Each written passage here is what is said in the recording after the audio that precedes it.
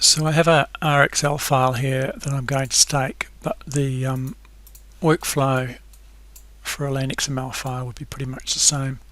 So first I'm going to select my alignment, and then I can hit stakeout, enter antenna height, station interval, and now we can stack to the alignment, station alignment, skew offset, or side slope from alignment.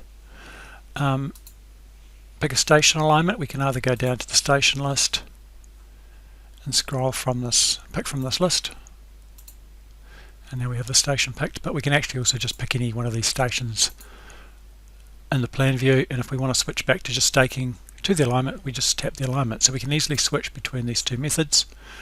If we want to define construction offsets, tap and hold, and you can define your construction offsets.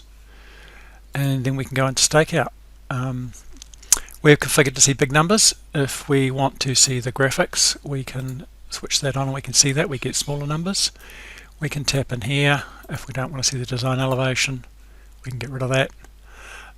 We can also configure this under options. So if we go into here, we can switch on or off whatever we want to. Let's get rid of north and east and just go forward and back.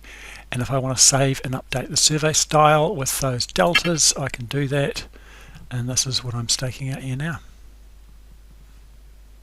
With earlier versions of Trimble Access, the process would be similar, but the user interface is quite different. So when you select stakeout, you would define everything in here, and then hit start, and you would be in this stakeout screen, and this was pretty much all you could do.